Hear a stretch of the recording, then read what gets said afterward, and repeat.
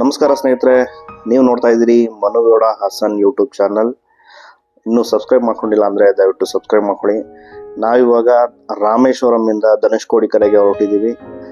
ರಾಮೇಶ್ವರಮಿಂದ ಧನುಷ್ಕೋಡಿಗೆ 20 kilometre ಆಗ್ತದೆ. ನೋಡಿ, ನಾವು ಆಟೋದಲ್ಲಿ ಹೋಗ್ತಾ ಇದ್ದೀವಿ. ಆಟೋ, ಕ್ಯಾಬ್ ಎಲ್ಲ ಸಿಗುತ್ತೆ. ಯಾವುದ್ರಲ್ಲಿ ಬೇಕಾದರೂ ಕೂಡ ನೀವು ರಾಮೇಶ್ವರಮಿಂದ ಧನುಷ್ಕೋಡಿಗೆ ಹೋಗ್ಬೋದು ಸ್ನೇಹಿತರೆ.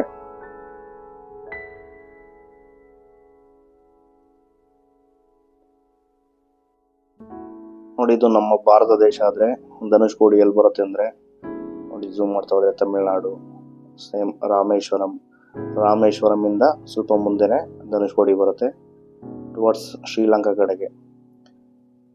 ನೋಡಿ, ಅದು ತಲೈಮನ್ನಾರ್ ಅನ್ನೋದಿದೆಯಲ್ಲ, ಅದು ಶ್ರೀಲಂಕಾ. ಧನುಷ್ಕೋಡಿ ನಮ್ಮ ಭಾರತ. ಸೆಂಟ್ರಲ್ಲಿ ರಾಮ ಸೇತುವೆ ಕಾಣ್ತಾ ಇದೆ ನೋಡಿ. ಇಲ್ಲಿಂದನೇ, ಧನುಷ್ಕೋಡಿಯಿಂದನೇ ಶ್ರೀಲಂಕಾಕ್ಕೆ ರಾಮ ಸೇತುವೆಯನ್ನು ಕಟ್ಟಿದ್ದು. ಇನ್ನು ಈ ಧನುಷ್ಕೋಡಿಗೆ ಹೋಗೋ ದಾರಿನಲ್ಲೇ ನಮಗೆ ಕೋದಂಡರಾಮ ದೇವಸ್ಥಾನ ಕೂಡ ಸಿಗ್ತದೆ. ಮೇನ್ ರೋಡಿಂದ ಎಡಕ್ಕೆ ತಗೊಂಡ್ರೆ ನಮಗೆ ಆ ದೇವಸ್ಥಾನಕ್ಕೆ ಹೋಗೋ ದಾರಿ ಸಿಗ್ತದೆ. ನೋಡಿ, ನಾವೀಗ ಎಡಕ್ಕೆ ತಗೊಳ್ತಾ ಇದೀವಿ. ಇದೆ ಕೋದಂಡರಾಮ ದೇವಸ್ಥಾನಕ್ಕೆ ಹೋಗುವಂತ ದಾರಿ. ಇದು ಸಮುದ್ರ ತೀರದಲ್ಲಿದೆ. ನೋಡಿ, ಇದೆ ಕೋದಂಡರಾಮ ದೇವಸ್ಥಾನ. ಈ ಕೋದಂಡರಾಮ ದೇವಸ್ಥಾನದ ವಿಶೇಷತೆ ಏನಂದ್ರೆ, ಶ್ರೀರಾಮನು ರಾವಣನ ಸಂಹಾರದ ನಂತರ ರಾವಣನ ತಮ್ಮನಾದಂತಹ ವಿಭೀಷಣಗೆ ಪಟ್ಟಾಭಿಷೇಕವನ್ನು ಮಾಡಿದಂತಹ ಜಾಗ ಇದು. ಈ ಜಾಗ ರಾವಣನ ತಮ್ಮನಾದ ವಿಭೀಷಣನಿಗೆ ಪಟ್ಟಾಭಿಷೇಕವನ್ನು ಮಾಡಿದಂಥ ಜಾಗ ಇದು. ಇವಾಗ ಕೋದಂಡರಾಮ ದೇವಸ್ಥಾನ ಆಗಿದೆ. ನೋಡಿ, ದೇವಸ್ಥಾನದ ಒಳಗಡೆ ಈ ರೀತಿಯ ಫೋಟೋಗಳನ್ನ ಕೂಡ ನಾವು ಕಾಣಬಹುದು.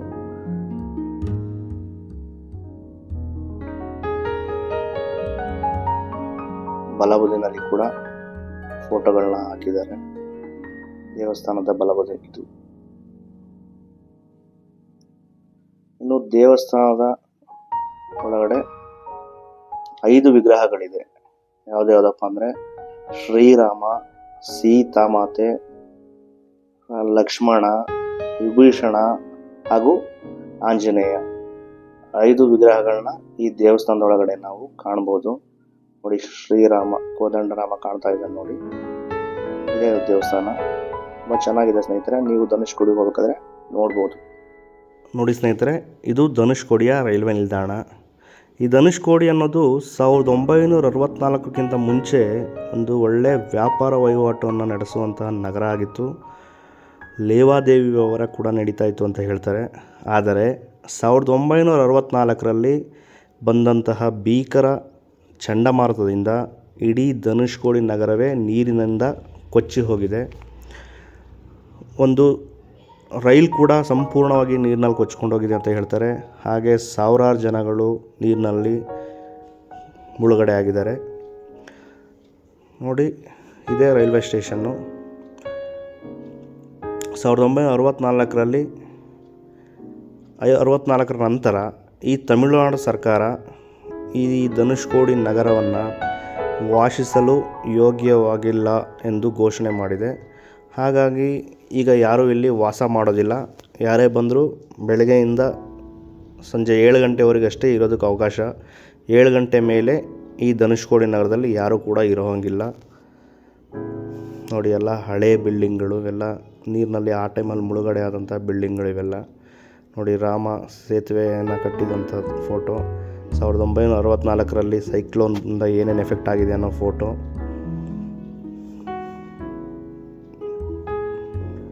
ನೋಡಿ, ಇದೆ ರೈಲ್ವೆ ಕಂಬಿಗಳ ಅವಶೇಷ ಕಾಣ್ತಾ ಇದೆ ನೋಡಿ ಸ್ನೇಹಿತರೆ. 1964ರಲ್ಲಿ ತುಂಬ ನಷ್ಟ ಉಂಟು ಮಾಡಿದೆ ಈ ಧನುಷ್ಕೋಡಿ ನಗರಕ್ಕೆ. ಭೀಕರವಾದ ಚಂಡಮಾರುತ ಬಂದಿದ್ದರಿಂದ ಎಲ್ಲ ಹಾಳಾಗಿ ಏನೂ ಸಹ ಉಳಿದಿಲ್ಲ. ಮತ್ತು ಯಾವುದೇ ಇಂಪ್ರೂವ್ಮೆಂಟ್ ಕೂಡ ಇಲ್ಲಿ ಆಗ್ತಾ ಇಲ್ಲ.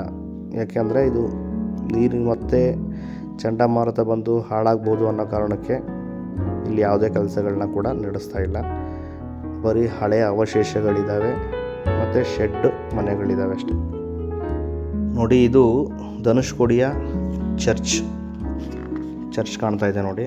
ಅದು ಇದು ಕೂಡ 1964ರಲ್ಲಿ ಬಂದಂಥ ಚಂಡಮಾರುತದಿಂದ ಹೇಗೆ ಹಾಳಾಗಿದೆ ನೋಡಿ.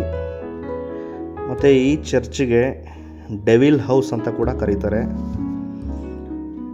ನೋಡಿ. ತುಂಬ ಜನ ಬಂದು ನೋಡ್ಕೊಂಡು ಹೋಗ್ತಾ ಇದ್ದಾರೆ. ಡೆವಿಲ್ ಹೌಸ್ ಅಂತ ಕೂಡ ಕರೀತಾರೆ ನೋಡಿ. ಇಲ್ಲೇ ಪಕ್ಕದಲ್ಲಿ ಶಾಪಿಂಗ್ ಕೂಡ ಮಾಡ್ಬೋದು.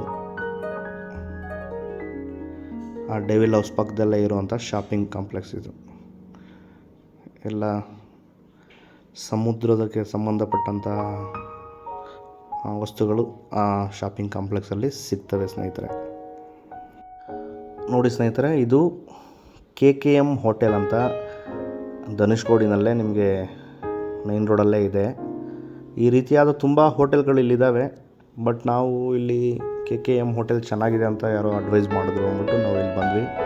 ಇಲ್ಲಿ ವಿಶೇಷತೆ ಏನಂದರೆ ಫ್ರೆಶ್ ಮೀನಾಗಲಿ, ಪ್ರಾನ್ಸ್ ಆಗಲಿ, ಕ್ರ್ಯಾಬ್ ಆಗಲಿ ನೀವೇ ಸೆಲೆಕ್ಟ್ ಮಾಡಿಕೊಂಡು ಕೊಟ್ಟರೆ ಅವರು ಫ್ರೆಶ್ಶಾಗಿ ಮಾಡಿಕೊಡ್ತಾರೆ. ಅದು ಇಲ್ಲಿನ ವಿಶೇಷತೆ ನೋಡಿ. ಯಾವ್ದು ಬೇಕಾದರೂ ಸೆಲೆಕ್ಟ್ ಮಾಡ್ಕೋಬೋದು ನಾವು ಪ್ರಾನ್ಸು, ಕ್ರ್ಯಾಬು, ವಂಜರಮ್ ಫಿಶ್ ಇವನ್ನೆಲ್ಲ ಸೆಲೆಕ್ಟ್ ಮಾಡಿ ಕೊಟ್ಟಿದ್ವಿ ನೋಡಿ. ಈ ರೀತಿಯಾಗಿ ಫ್ರೆಶ್ಶಾಗಿ ತವಾ ಮೇಲೆ ಬೇಯಿಸ್ಬಿಟ್ಟು ಕೊಡ್ತಾರೆ. ಟೇಸ್ಟ್ ಕೂಡ ತುಂಬ ಚೆನ್ನಾಗಿರುತ್ತೆ ಸ್ನೇಹಿತರೆ. ನೀವೇನಾದ್ರು ಧನುಷ್ಕೋಡಿಗೆ ಹೋದರೆ ಈ KKM ಹೋಟೆಲಲ್ಲಿ ಟ್ರೈ ಮಾಡ್ಬೋದು.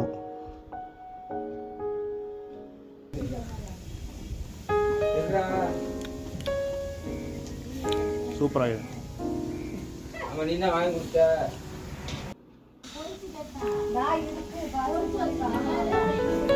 ಹೇಗಿದೆ ಫಿಶು? ಚೆನ್ನಾಗಿದೆ ಸರ್. ಚೆನ್ನಾಗಿದೆಯಾ? ಪ್ರಾನ್ಸ್ ಹೇಗಿದೆ ಸರ್? ಸೂಪರ್ ಆಗಿದೆ ಸರ್. ಚೆನ್ನಾಗಿದೆ. ಕ್ರ್ಯಾಬು. ಇದೇನು ಫಿಶ್ ಸರ್ ಇದು? ವಂಜರ. ನೈಮೀನ್ ಅಂತಾರೆ ಅದಕ್ಕೆ. ಹಾಂ ಹಾಂ. ಏನಂತ ಹೇಳ್ತಾರೆ ಸರ್? ನೈಮೀನ್, ವಂಜರಮ್, ಅಂಜಲ್ ಎಲ್ಲ ಇದೆನಾ? ನೋಡ್ಕೊಳ್ಳಿ ಸ್ನೇಹಿತರೆ, ಇವರೇ ಹೋಟೆಲ್ ಓನರು. ಇದೇ KKM ಹೋಟೆಲ್. ನೀವು ಬಂದರೆ ತಪ್ಪದೆ ಒಂದು ಸಾರಿ ಟ್ರೈ ಮಾಡಬಹುದು. ಚೆನ್ನಾಗಿದೆ.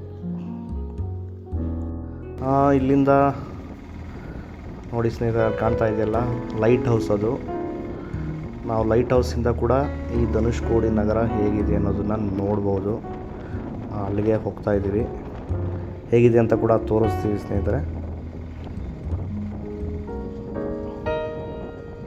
ತುಂಬ ಚೆನ್ನಾಗಿ ಕಾಣುತ್ತೆ ಈ ಲೈಟ್ ಹೌಸಿಂದ. ಧನುಷ್ಕೋಡಿ ಅದು ಸೆಂಟ್ರಲ್ಲಿ ಬರೀ ರೋಡ್ ಅಷ್ಟೇ. ರೈಟಲ್ಲಿ ಸಮುದ್ರ, ಲೆಫ್ಟಲ್ಲಿ ಕೂಡ ಸಮುದ್ರನೇ, ಮಧ್ಯದಲ್ಲಿ ರೋಡ್ ಇದೆ. ಅದಷ್ಟು ಸ್ವಲ್ಪ ಭೂಮಿ ಕೂಡ ಇದೆ ಅಷ್ಟೇ. ಅಂದರೆ ಇದೇ ಲೈಟ್ ಹೌಸ್ ಹೋಗುವಂಥ ದಾರಿ. ಈ ಲೈಟ್ ಹೌಸನ್ನು ಭಾರತ ಸರ್ಕಾರದವರು ಕಟ್ಟಿದ್ದಾರೆ ನೋಡಿ. ಗೌರ್ನಮೆಂಟ್ ಆಫ್ ಇಂಡಿಯಾ ಅಂತ ಇದೆ. ತುಂಬ ಚೆನ್ನಾಗಿ ಕಟ್ಟಿದ್ದಾರೆ.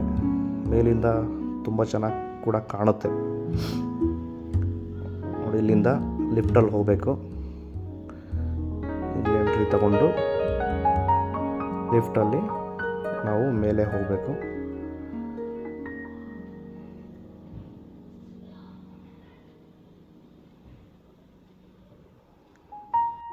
ನೋಡಿ ಸ್ನೇಹಿತರೆ, ಇದು ಲೈಟ್ ಹೌಸಿಂದ ಕಾಣ್ತಾ ಇರೋವಂಥ ಚಿತ್ರಣ. ಅದ್ಭುತವಾಗಿ ಕಾಣ್ತದೆ ಸ್ನೇಹಿತರೆ ನೋಡಿ.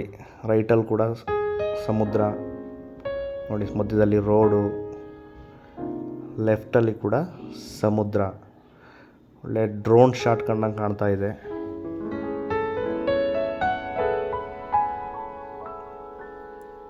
ತುಂಬ ಚೆನ್ನಾಗಿದೆ ಸ್ನೇಹಿತರೆ. ಇನ್ನು ಇನ್ನೊಂದು ಸೈಡಿಂದ ಲೈಟ್ ಹೌಸಿಂದ ನೋಡೋದಾದರೆ ನೋಡಿ, ಈ ಥರ ಕಾಣುತ್ತೆ ಸಮುದ್ರ. ಇದು ಬಂಗಾಳ ಕೊಲ್ಲಿ.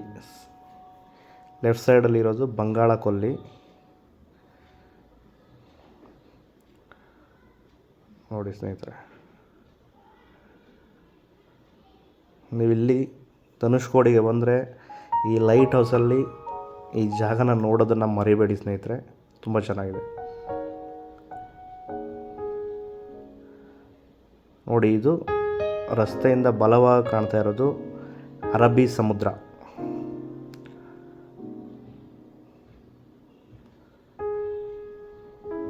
ಅದ್ಭುತವಾದ ನೋಟ, ತುಂಬ ಚೆನ್ನಾಗಿದೆ ನೋಡಿ. ಇದು ಅರಬ್ಬಿ ಸಮುದ್ರ.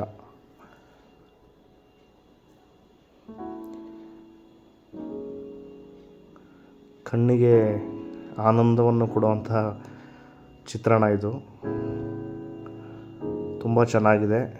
ದಯವಿಟ್ಟು ನೀವು ಧನುಷ್ಕೋಡಿಗೆ ಬಂದರೆ ಈ ಲೈಟ್ ಹೌಸಲ್ಲಿ ಬಂದು ನೋಡೋದನ್ನು ಮಾತ್ರ ಮರಿಬೇಡಿ ಸ್ನೇಹಿತರೆ. ಎಂಥ ಅದ್ಭುತವಾಗಿದೆ ನೋಡೋದಕ್ಕೆ. ಇಂಡಿಯನ್ ನೇವಿಯವರು ಏನೋ ನಿರ್ಮಿಸಿರುವಂಥ ಮಾಡೆಲ್ ಅದು. ತುಂಬ ಚೆನ್ನಾಗಿದೆ ನೋಡೋ ಕೂಡ. ಇನ್ನು ಇಲ್ಲಿಂದ ಮುಂದೆ ಹೋದರೆ ಸಿಗೋದೆ ಈ ಅರಿಚಲ್ ಮುನ್ನೈ ಅಂತ. ಇದು ಧನುಷ್ಕೋಡಿಯಿಂದ ಮುಂದೆ ಬರುವಂಥ ಜಾಗ. ಇದು ನಮ್ಮ ಭಾರತದ ಭೂಭಾಗದ ಕಟ್ಟ ಕಡೆಯ ಪ್ರದೇಶ ಅಂತ ಹೇಳ್ಬೋದು ಸ್ನೇಹಿತರೆ. ಇದು ಶ್ರೀರಾಮ ಶ್ರೀಲಂಕಕ್ಕೆ ರಾಮ ಸೇತುವೆಯನ್ನು ಕಟ್ಟಿದಂಥ ಜಾಗ ಕೂಡ ಇದೆ ಅಂತ ಹೇಳ್ತಾರೆ. ನೋಡಿ, ನನ್ನ ಬಲವಾಗಿ ಕಾಣ್ತಾ ಇರೋದು ಅರಬ್ಬಿ ಸಮುದ್ರ, ಎಡಭಾಗ ಕಾಣ್ತಾ ಇರೋದು ಬಂಗಾಳ ಕೊಲ್ಲಿ. ಎರಡು ಸಮುದ್ರಗಳು ಕೂಡುವಂಥ ಜಾಗ ಇದು. ಇಲ್ಲಿಂದನೇ ಶ್ರೀರಾಮ ಮತ್ತು ವಾನರ ಸೈನ್ಯ ರಾಮ ಸೇತುವೆಯನ್ನು ಕಟ್ಟಿರುವಂಥ ಜಾಗ ಅಂತ ಹೇಳ್ತಾರೆ ಸ್ನೇಹಿತರೆ. ಇದು ತುಂಬ ಪುಣ್ಯ ಸ್ಥಳ ಸ್ನೇಹಿತರೆ, ಎಲ್ಲರೂ ಬಂದು ನೋಡಬೇಕು. ಯಾಕಂದರೆ ಇಂಥ ಶ್ರೀರಾಮ ಕಟ್ಟಿರೋವಂಥ ಸೇತುವೆ ಜಾಗದಲ್ಲಿ ನಾವಿದ್ದೀವಿ ಅಂದರೆ ಪುಣ್ಯ ಮಾಡಿರಬೇಕು. ದಯವಿಟ್ಟು ಎಲ್ಲರೂ ಬಂದು ಇಂಥ ಜಾಗಗಳೆಲ್ಲ ನೋಡಬೇಕು. ನೋಡಿ, ಇಲ್ಲಿಂದ ಶ್ರೀಲಂಕಾ ಜಸ್ಟ್ ಒಂದು 24 ಕಿಲೋಮೀಟ್ರ್ ಅಷ್ಟೇ. ನೈಟಲ್ಲಿ ಶ್ರೀಲಂಕಾದ ಲೈಟ್ಗಳೆಲ್ಲ ಕಾಣುತ್ತಂತೆ ಇಲ್ಲಿಗೆ. ಇದು ನಮ್ಮ ಭಾರತದ ಭೂಭಾಗದ ಕಟ್ಟ ಕಡೆಯ ಪ್ರದೇಶ. ಇದಿಷ್ಟು ಧನುಷ್ಕೋಡಿಗೆ ಸಂಬಂಧಪಟ್ಟಂತಹ ಮಾಹಿತಿಯಾಗಿತ್ತು. ಈ ಮಾಹಿತಿ ಇಷ್ಟ ಆದರೆ ಲೈಕ್ ಮಾಡಿ, ಶೇರ್ ಮಾಡಿ, ಕಮೆಂಟ್ ಮಾಡಿ. ದಯವಿಟ್ಟು ಮನುಗೌಡ ಹಾಸನ್ ಯೂಟ್ಯೂಬ್ ಚಾನಲ್ನ ಸಬ್ಸ್ಕ್ರೈಬ್ ಮಾಡ್ಕೊಳ್ಳಿ ಸ್ನೇಹಿತರೆ. ಇಂಥದ್ದೇ ಮಾಹಿತಿಯೊಂದಿಗೆ ಮತ್ತೆ ಸಿಗ್ತೀನಿ. ಅಲ್ಲಿವರೆಗೆ ಜೈ ಹಿಂದ್, ಜೈ ಕರ್ನಾಟಕ.